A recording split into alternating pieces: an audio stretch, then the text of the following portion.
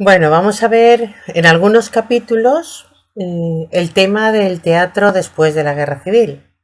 Cronológicamente es el siguiente al tema que ya tenéis, pero en el orden de los temas de la BAU vamos atrás. Si yo lo he adelantado es precisamente porque en este tema es donde va incluida la obra de teatro Hamelin que tenéis que leer. Y entonces me parece interesante, bueno, pues que conozcáis el contexto de la obra. Y claro, pues hay que empezar desde muy atrás, hay que empezar desde los años 40, del teatro posterior a la Guerra Civil. Bueno, ¿qué es lo que pasa en la posguerra? Estuvimos viendo todas las o varias de las cosas que económicamente, políticamente y culturalmente ocurren en la posguerra cuando hicimos la introducción a Ana María Matute. Recuerdo que estuvimos viendo lo de la sección femenina, etcétera, y volveremos a verlo un poco cuando veamos la narrativa y la poesía. Aquí solamente vamos a ver algunos puntos de qué es lo que pasa en la Guerra Civil. Pues lo mismo que ocurre con otros géneros en el teatro, pues muchos de los autores que habían estado estrenando, autores importantes, pues no estaban, se marcharon al exilio, y el más importante de ellos, Federico García Lorca, había muerto al principio de la guerra. En el exilio están autores tan importantes, tan innovadores como Max Au, Alberti, Alejandro Casona. Otro elemento que va a tener muchísima importancia en el teatro va a ser la rígida censura, tanto en los textos como en las representaciones. Todo texto que tenía que publicarse tenía que pasar por la censura, había un censor que lo leía y que decidía si aquello atentaba contra la moral cristiana, católica, contra el régimen, etc. Pero también en las representaciones, es decir, los censores iban a las representaciones y veían si la representación se había metido algo que no estaba en el texto, que no era conveniente, o incluso la vestimenta de los actores, sobre todo de las actrices, ¿no? Que no llevaran escotes excesivamente grandes ni faldas demasiado cortas, etcétera. Eso hizo que evidentemente los escritores, los de teatro de esta época, pues estuvieran dominados por la autocensura. No escribían eso porque sabían que eso no se iba a representar, pero no solamente los autores teatrales, también los directores, cuando ponían la obra en escena, pues sabían que ciertas cosas no podían hacerlas y se iba a practicar pues esa autocensura que quizá hizo que nos perdiéramos, pues a lo mejor obras que se hubieran escrito de otra manera, obras que simplemente no se escribieron. Por otro lado está la penuria económica. España había sufrido una guerra de varios años, estaba rota físicamente, ¿no? Había edificios que estaban, que habían sufrido los bombardeos, había que reconstruirla, había habido muchos muertos, había muchos encarcelados, faltaba mano de obra, en fin, una penuria económica importante. Por lo tanto, en una época donde existe esa penuria económica, es lógico que los empresarios teatrales pues no se arriesgaran mucho.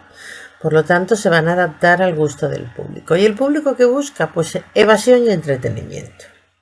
Por lo tanto, son las obras de evasión y entretenimiento las que van a ponerse en escena.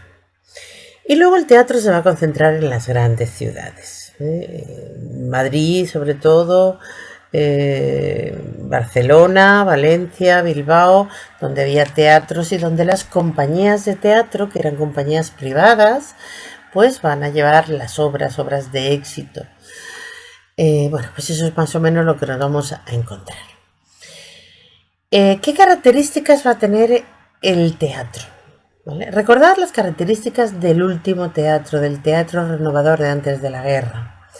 Y ahora vamos a ver qué características va a tener tras la guerra este teatro de posguerra. Va a ser un teatro de entretenimiento. ¿eh?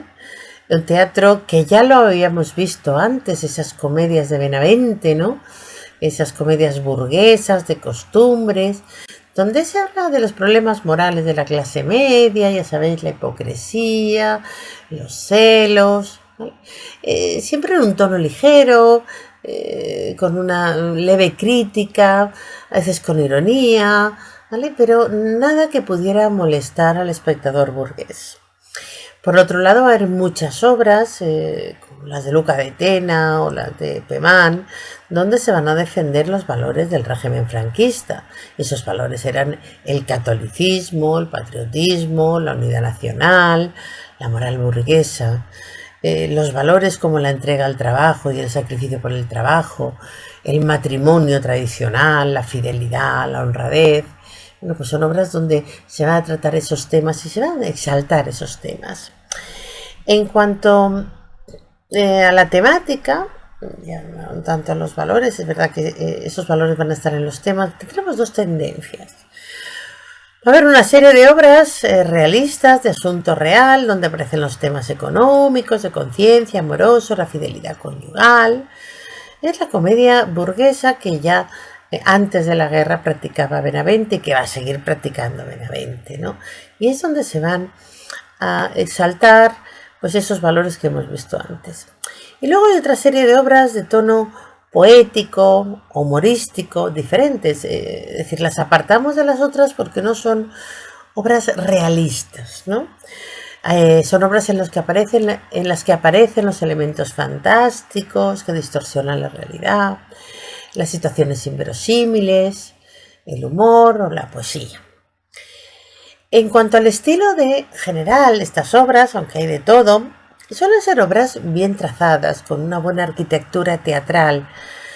Los autores son buenos autores, independientemente del tipo de obras que hagan. Y son buenos actores porque ya os digo que las obras están bien construidas, porque los diálogos están bien hechos, bien construidas, que se cuida el valor literario del texto, pero también el valor dramático de la palabra. Ten en cuenta que el diálogo en el teatro tiene que tener un valor dramático. Dosifica muy bien la intriga, que va poco a poco avanzando a medida que se desarrolla la obra, que suele tener evidentemente un final feliz, que es lo que la burguesía quiere, salir del teatro entretenida, relajada y con la conciencia tranquila. El tono ligero y cómico. Los ambientes que se reflejan en las obras son ambientes normalmente interiores, acomodados, las casas burguesas o lujosos. Vamos a tener muchos donde lo que se representa ya no es a la burguesía, sino un escalón más social, la aristocracia, aparecen palacios, hoteles de lujo, etc.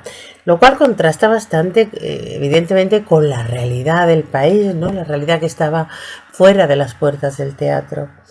Los personajes, los personajes fundamentalmente van a ser los personajes de la burguesía y de la nobleza. Personajes que muchas veces son estereotipos, que no tienen una profundidad psicológica. Y las técnicas teatrales van a ser las tradicionales, aunque vamos a ir notando una creciente influencia del cine. Estamos en el año 39, ya el cine empieza a ser uno de los elementos de evasión, de entretenimiento típicos.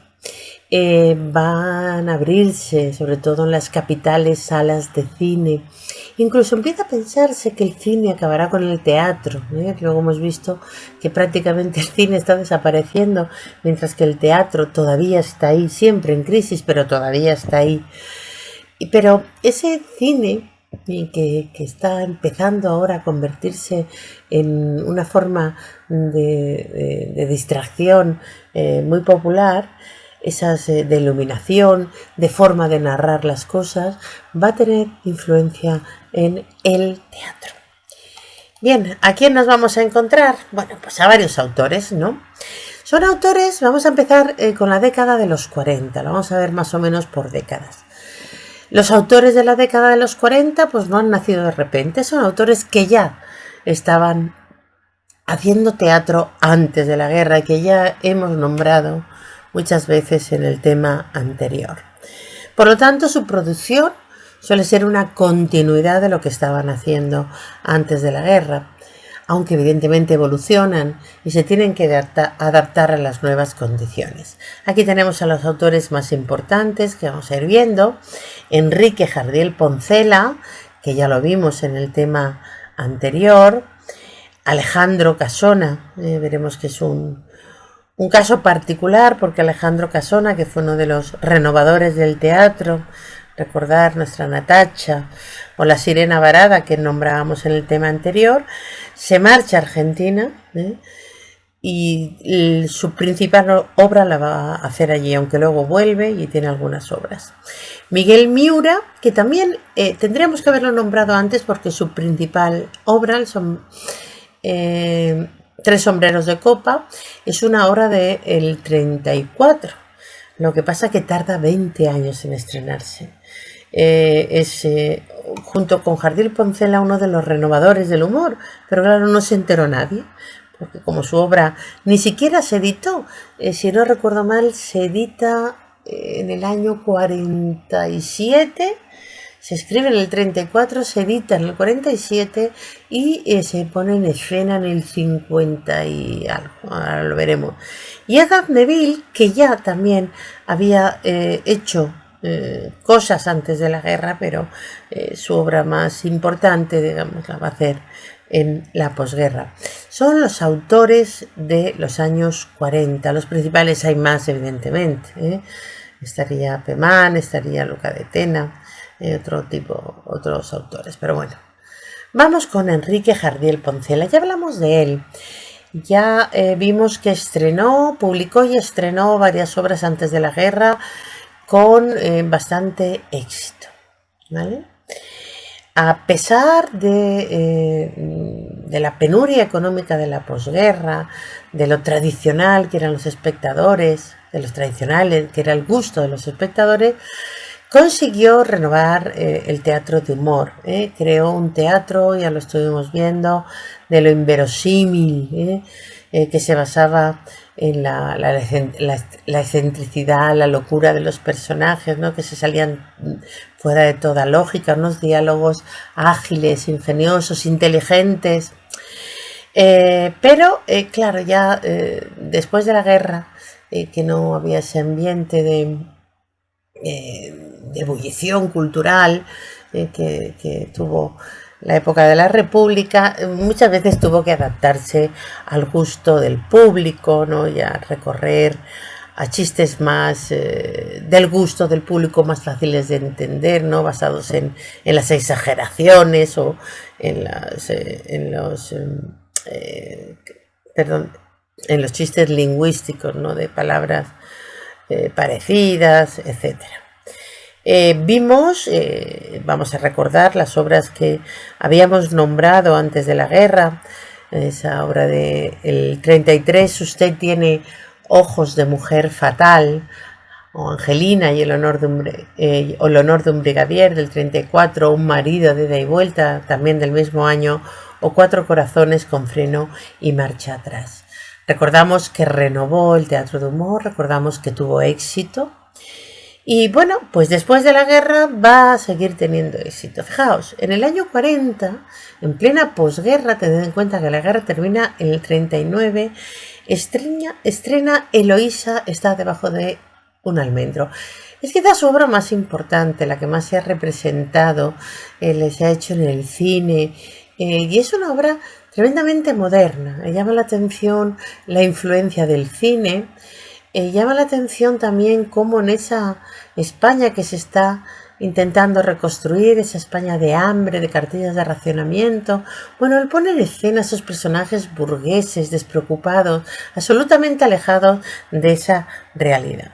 Se trata de una comedia donde hay unos personajes, una pareja de novios, Fernando y Mariana, que se ven involucrados en una serie de situaciones que giran en torno a la desaparición de una mujer, Eloísa, una desaparición que ocurrió hace mucho tiempo, y Mariana, la prometida de Fernando, se parece increíblemente a esa mujer, ¿vale? Hay un personaje, Edgardo, que encarna la huida de la realidad, vive constantemente metido en la cama, no se levanta nunca, es un rechazo de la realidad, en una habitación llena de muebles que forman un laberinto en que tiene que llegar hasta él. Y bueno, representa todo lo irracional y la huida de la realidad. Además de su actividad teatral, Jardiel escribió novelas, fue un personaje muy interesante, fue periodista, guionista cinematográfico, viajó incluso a Hollywood para intentar trabajar allí como guionista, aunque sin demasiado éxito tuvo que volver. Y aquí, si no me equivoco, creo que tenéis una Eloísa está debajo de un almendro, ¿vale? Podéis...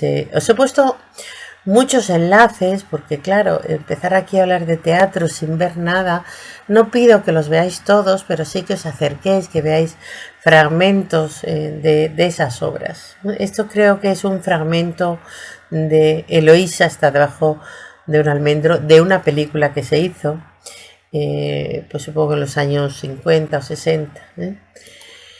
Bien, aquí tenemos imágenes de Jardiel, aquí está Jardiel en Hollywood, ¿vale?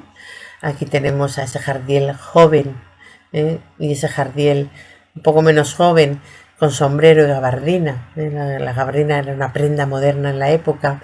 Aquí tenemos el cartel de esa película que hay un fragmento. Y aquí tenemos una representación, no recuerdo exactamente de qué obra, pero que fue una representación reciente, ¿no? Les dará a lo mejor 6 o 7 años. Quiero decir que Jardiel, de vez en cuando, se sigue representando, sus obras siguen teniendo valor para representarse. Alejandro Casona, ya os he dicho que fue un caso especial. Alejandro Casona alcanzó el éxito antes de la Guerra Civil. Tiene esa obra La Sirena Varada, Nuestra Natacha, en un teatro didáctico, muy poético. Se exilia tras la guerra en Argentina y allí se convierte en un autor de éxito, ¿vale? Tened en cuenta que también a Argentina se va a ir Margarita Xirgu y que Margarita allí en Argentina va a estar representando obras de autores españoles, de Federico García Lorca. Es decir, se produce algo paradójico. El mejor teatro español en este momento se está viendo en Argentina, donde se estrenan las obras de Casona, como Prohibido suicidarse en primavera, esa es del 37, pero en Argentina, porque él se marcha a Argentina antes de acabar la guerra. Los árboles mueren de pie, ¿vale? La tercera palabra del 53. Pero en la década de los 60, Casona regresa a España. Lo mejor de su obra ya lo había estrenado, con gran éxito de público allí en Argentina. Y entonces esas obras que están escritas en los años 40, las va a poner en escena en España en los años 60, con gran éxito de público y... En cuanto a la crítica, rechazo. Hay sobre todo la crítica más moderna. Ya en los años 60 se está haciendo otro tipo de teatro. Pues ya ese teatro de Casona se ha quedado anticuado. En la época en que está en España, escribe una obra en el 64, El Caballero de las Espuelas de Oro, que está basada en la vida de Quevedo. Bueno, pues esa obra que se estrena en Argentina y que se aprecia en España en los años 60, se caracteriza por estar muy bien construida, por su perfección formal, por la búsqueda de la palabra perfecta, la riqueza léxica, el didactismo que ya estaba en sus primeras obras de antes de la guerra, el sentimentalismo. Y la combinación de elementos fantásticos sobrenaturales con el costumbrismo. Suele plantearse siempre la dialéctica entre la realidad y la fantasía, que suele resolver pues de una manera sincrética, es decir, las dos cosas están en su teatro porque para él las dos cosas están en el mundo. Se vive en la realidad, pero nunca se debe renunciar a lo fantástico, a lo que la lógica no puede explicar, porque ahí está lo bello y está la poesía. Entre sus obras importantes, que no he nombrado antes, pero son importantes, está La barca sin pescador y La dama del alba. Y fijaos que La dama del alba, que es del 44, y habla de una mujer, la dama del alba es la muerte, ¿no? Que aparece una familia y donde ha desaparecido una mujer, la mujer de uno de los personajes, y viven con la abuela y los hijos, y aparece una muchacha nueva que lleva la alegría y bueno, y hay una especie de historia, de misterio, ¿no? De esa mujer que desapareció, que se marchó y no volvió, no se sabe muy bien.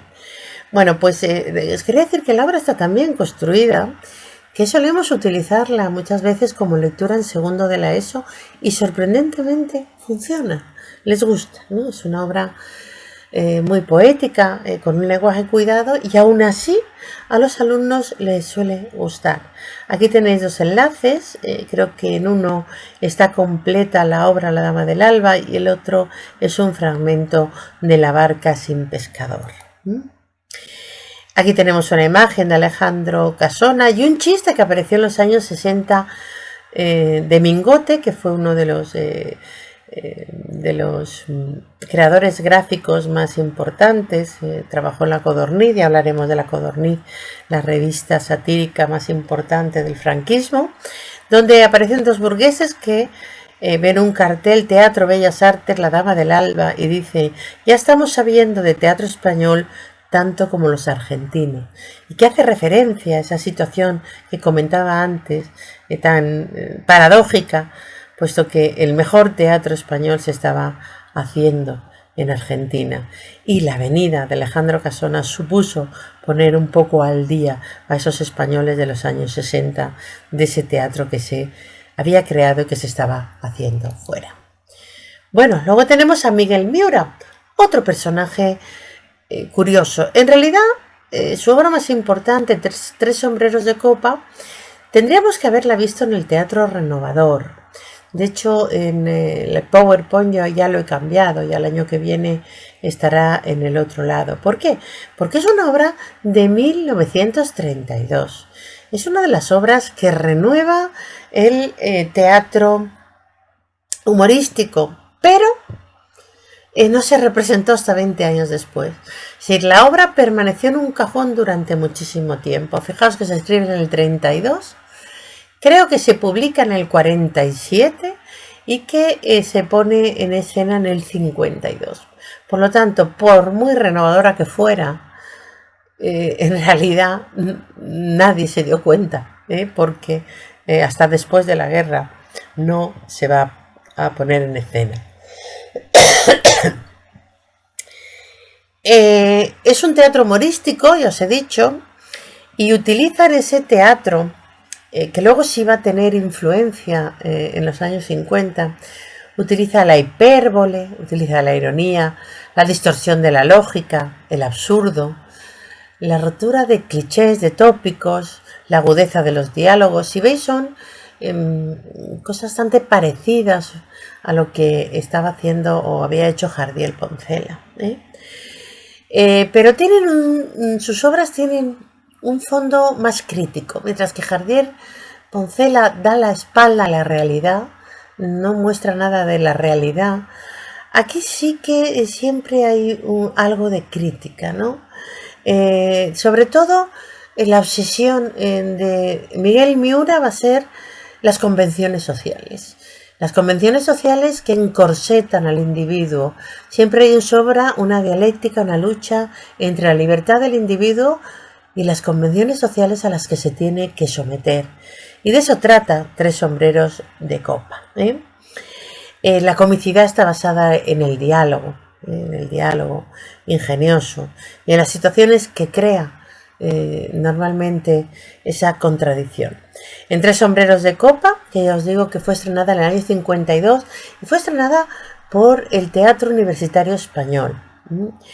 Luego hablaremos de eso. Los teatros universitarios, los teatros de aficionados, significaron una ventana por la que entraba el aire fresco en el teatro, porque fueron ellos los que estrenaron a los autores jóvenes, a los autores que no hacían lo que le gustaba al público, a los autores que hacían cosas diferentes, cosas críticas.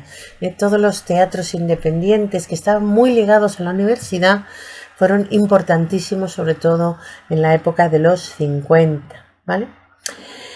Y esta obra, que no se había conocido hasta entonces, pues fue muy importante, fue un revulsivo para el teatro de la época, porque superaba las fórmulas del teatro comercial que se había hecho hasta entonces. En la obra hay un personaje, Dionisio. Es curioso el nombre, ¿no? Dionisio viene del dios Dionisos, que es el dios del vino, de la fiesta, digamos que el menos convencional de los dioses. Sin embargo, Dionisio es un hombre convencional, apocado, de vida gris. Se va a casar, y se casa en provincias, y tiene que ir a una pensión, donde tiene que pasar la noche antes de su boda, en ese hotelucho de provincia. Pero allí se están alojando también actores, bailarines de una compañía teatral. Y allí conoce a Paula, una mujer diferente, una mujer no convencional, una mujer vitalista, que trabaja como bailarina, una mujer sentimental. Esa noche todo su mundo burgués de convenciones va a chocar con la libertad que supone Paula y el ambiente en el que Paula se mueve, el ambiente de los comediantes. Viven una vida sin ataduras, y todo eso se convierte en él en una tentación, la tentación de dejar esa vida gris que vive, ¿vale? Y vivir esa ilusión. Durante una noche él participa de los juegos, de las situaciones, de la alegría de toda esa gente de la farándula. Durante esa noche se enamora de Paula. Durante esa noche imagina que su vida puede ser diferente, pero amanece. Y Dionisio tiene que tomar una decisión. Y la decisión que toma es la de volver a su mundo gris y convencional y contraer matrimonio con una mujer probablemente gris y convencional para llevar una vida gris y convencional. Aquí en esta obra los personajes secundarios tienen muchísimo valor, porque encarnan valores sociales y actitudes ante la vida, ¿no? En fin, aquí tenemos una imagen de esa obra en la última representación que se hizo. Aquí tenéis al pobre Dionisio con ese sombrero de copa, y con Paula y con uno de los integrantes de esa compañía de cómicos y bailarines, y ahí está colgado su traje de novio, esperando. Y esta foto del joven Miguel Miura, de ese joven que quería renovar el teatro. No estrenar esta obra le llenó de amargura. Fue para él, pues tuvo que a partir de entonces aprender que había que hacer concesiones. Había que hacer concesiones si se quería tener éxito en el teatro, ¿vale? Tras la guerra, Miguel Miura se dedicó a colaborar en diferentes revistas satíricas, fundamentalmente en La Codorniz, ¿vale? La Codorniz fue la más importante revista satírica que hubo en la España durante la dictadura. Estuvo durante toda la dictadura, y La Codorniz, de donde trabajaba Toño, gente muy importante. Luego trabajaba Mingote. Aquí tenéis una portada antigua de La Codorniz. Sometía a la sátira toda la realidad social, política y económica de España. Tuvo problemas con la censura, a pesar de que muchos de sus integrantes habían sido falangistas, como el mismo Miura. Pero la sátira podía más. Por ejemplo, yo recuerdo que cuando la nieta de Franco tuvo su primer hijo y el padrino fue Franco, y por esa misma época se estrenó la la película El Padrino, la portada de la codorniz, que fue secuestrada, es decir, se le impidió salir, era Franco apadrinando a su nieto con el título El Padrino, ¿no? Bueno, fue una revista donde se aprendió muchísimo. Creo que decía una revista satírica para lectores inteligentes, creo que siempre era lo que ponía. Ahora aquí no se ve mucho, creo que lo pone aquí, ¿vale? Bueno, pues trabajó en esa revista, pero no dejó el teatro. Pero yo os digo que aprendió la lección. Aprendió la lección de que tenía que hacer un teatro más acomodado a los gustos del público si quería estrenar, ¿vale? Y bueno, aunque los temas que va a tratar en sus nuevas obras, en las obras de los años 50, como Sublime Decisión, Mi adorado Juan, Maribel y la extraña familia, o ya en los años 60, bueno, fundamentalmente en los años 60 ya es otra cosa. La he puesto más que nada porque hay una versión cinematográfica. Bueno, pues esas primeras, Sublime Decisión, Mi adorado Juan, Maribel y la extraña familia, el tema va a ser el mismo, de Tres sombreros de copa, pero mucho más matizado, mucho más suavizado, y es la contradicción que hay entre la libertad individual y las convenciones sociales, ¿no? Sublime Decisión, por ejemplo, habla de la liberación de la mujer, de las primeras mujeres que se pusieron a trabajar, ¿no? Y Maribel y la extraña familia habla de las convenciones sociales, con bastante gracia. Es una obra que se ha puesto muchas veces en escena y sobre todo ha habido películas. Y Ninet y un señor de Murcia, ya en los años 60, ya es un teatro absolutamente, cuando ya se está haciendo un teatro diferente, pues con mucho sentido del humor. Habla de un señor de Murcia que vive aquí en la represión sexual y de todo tipo, en Murcia además, ¿no? Y se va a casa de un francés que se fue durante la guerra y que vive en Francia, pensando que allí va a encontrar la libertad sexual, la libertad de todo tipo, y bueno, pues al final lo que encuentra son otra vez convenciones sociales, y Ninet, que es la hija de ese amigo que tiene y que él la ve como objeto de deseo de mujer libre, al final lo que pretende es casarse con él. En fin, es una obra, ya has dicho, creo que esta película, no sé de qué año es, pero es relativamente reciente, y aquí tenéis, creo que, una representación de las famosas obras de estudio en uno, en blanco y negro, etcétera, creo que es Maribel y la extraña familia. Bien, Edgar Neville también era un personaje, todos los personajes eran bastante curiosos, ¿no? Edgar Neville fue un hombre polifacético, cultísimo, que viajó mucho, fue dramaturgo, diplomático, periodista, guionista, director de cine, y en teatro se dedicó a escribir obras de alta comedia, ¿vale?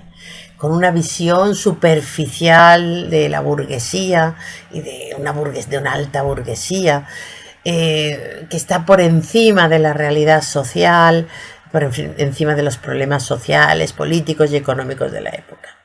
Son personajes elegantes, distinguidos, de la clase social alta, de la alta burguesía, incluso de la aristocracia, sin ninguna profundidad psicológica, no le interesa la profundidad psicológica de los personajes.